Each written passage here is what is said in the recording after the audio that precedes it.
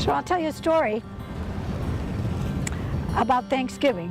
Everybody here, or everybody in the United States anyway, probably celebrates Thanksgiving. And you know, we were in the middle of the South Pacific Ocean, and we knew, those kids knew it was coming up on Thanksgiving time. And I didn't have a turkey, couldn't find a turkey in the South Pacific, but I sure could find a sort of a scrawny chicken. And we were in really, really rough seas.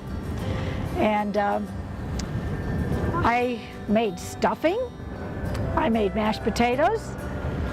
Does this sound familiar to everybody? I took a can of cranberry sauce and put it in the little 12-volt freezer that we had to chill it down. And I was down below just peeking at this chicken that was going to be our Thanksgiving turkey in the middle of the ocean. And my kids, my darling daughter Samantha and my little boy Jamie and my husband were all up in the cockpit singing Thanksgiving songs. And the boat took a really bad roll. I mean, really bad, in a big high sea. And the stove, which is gimbaled, in other words, it moves with the boat, hit the side of the boat. The oven door slammed open, and out came my baking dish with the chicken, with the gravy, and fell on what I call the cabin sole, which to you would be your kitchen floor. And I'm looking at this sort of smashed chicken and this gravy kind of swirling around the cabin sole. And I'm hearing my kids up in the cockpit singing Thanksgiving songs. Really foul weather, really bad weather. And I knew we had to have Thanksgiving. So I took a couple of spatulas and I got the chicken up and I put it back in the pan. And then I'm trying to figure out what to do with all this gravy that's sort of going from side to side with the boat.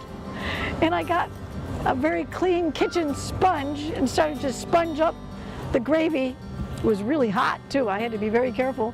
And then squeeze it back into the pan.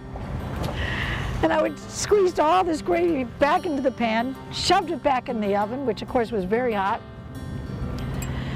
And we had our Thanksgiving dinner all sitting on the floor. The boat was moving so wickedly around that we couldn't sit at our dinette table. We all had to sit on the floor with our plates between our legs. And I never told them the story of that chicken jumping out of the oven and going for a swim on the cabin sole before they ate it. But you know what? You have to be resourceful. You have to be persistent. You have to have a goal in mind. And when that happens and you follow through with all of those things, everything works out much better than you ever dreamed it would while you had that challenge of putting your chicken back in the pot, the gravy getting slurped up with a sponge. And you know what? It's the only Thanksgiving I probably will remember for the rest of my life. And that's just one of many stories that I could share with you, and I think everyone would understand them, because it's just another place in another kind of home and another kind of family, but we're all the same. We're all universal.